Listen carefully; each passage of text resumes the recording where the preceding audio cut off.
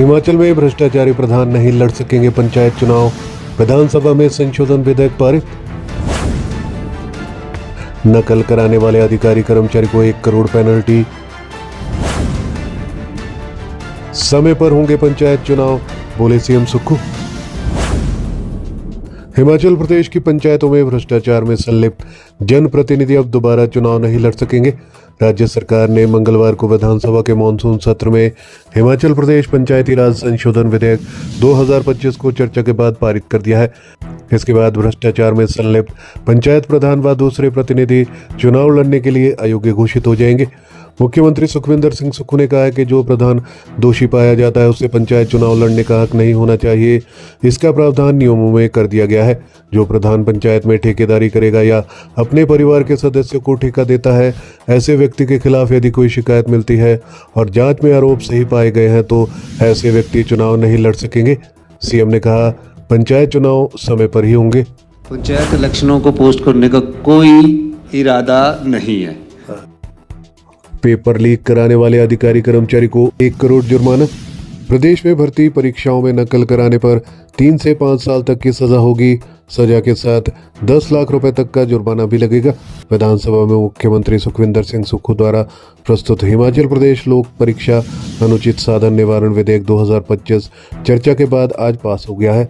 इसमें प्रावधान किया गया है कि यदि कोई सेवा प्रदाता अधिकारी कर्मचारी नकल कराने में संलिप्त पाया गया तो उस पर 1 करोड़ रुपए तक का जुर्माना और परीक्षा करवाने का पूरा खर्च वसूला जा सकता है। साथ ही उसके लिए 10 साल की सजा का प्रावधान भी किया गया है। इस संशोधन का मकसद भर्ती परीक्षाओं में गड़बड़ी और नकल करने की प्रवृत्ति रोकना है, क्योंकि प्रदेश में लंबे समय से भर्ती परीक्षाओं में पेपर लीक और नकल की घटनाओं में काफ़ी इजाफा हुआ है। इस वजह से Himachal staff selection commission Hamirpur को भंग करना पड़ा था। यहाँ पूर्व सरकार के कार्यकाल में ली गई विभिन्न भर्ती परीक्षाओं के पेपर लीक किए गए और भेजे गए थे। पुलिस कांस्टेबल की भर्ती परीक्षा का पेपर भी लीक हुआ था। अब घर बैठे होगी जमीन की रजिस्ट्री, इंतकाल, लोगों को कार्यालयों में भटकना नहीं पड़ेगा।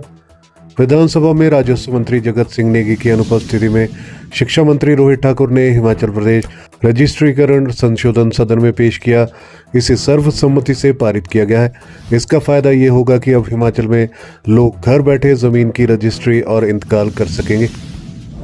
सदन में मुख्यमंत्री सुक्खू ने कहा कि प्रदेश के लोगों को पटवारियों व राजस्व कार्यालयों में भटकना नहीं पड़ेगा। लोग घर बैठे जमीन की रजिस्ट्री करा सकेंगे।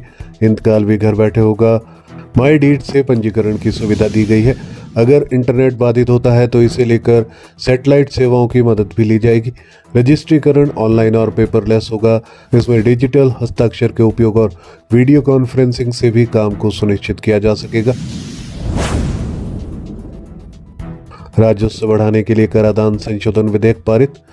राज्य सरकार ने राजस्व बढ़ाने और कर प्रशासन में सुधार के लिए विधानसभा में हिमाचल प्रदेश कराधान सड़क से ले जाए जाने वाले कतिपय माल पर संशोधन विधेयक 2025 पारित किया है।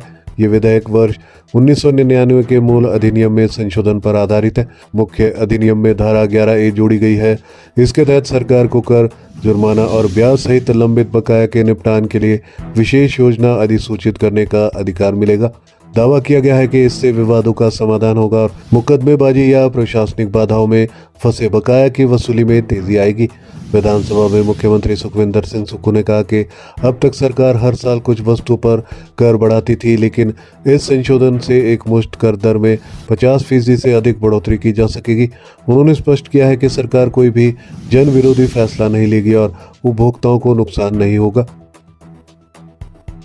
विधेयक में धारा 15 का पहला प्रावधान हटा दिया गया है, जो सरकार को एक बार में 50% से अधिक कर वृद्धि करने से रोकता था। अब सरकार को वित्तीय आवश्यकताओं के अनुसार कर दरों में संशोधन करने का अधिक लचीलापन मिलेगा। हमारे चैनल पर दी गई सभी जानकारियां विश्वसनीय समाचार पत्रों के माध्यम से एकत्रित कर आपको दी जाती है। हर खबर का लिंक डिस्क्रिप्शन में दिया जाता है। किसी भी खबर की पुष्टि हमारे लिए संभव नहीं है। आप हमारी मेहनत को लाइक, वीडियो को शेयर और चैनल को सब्सक्राइब जरूर करें।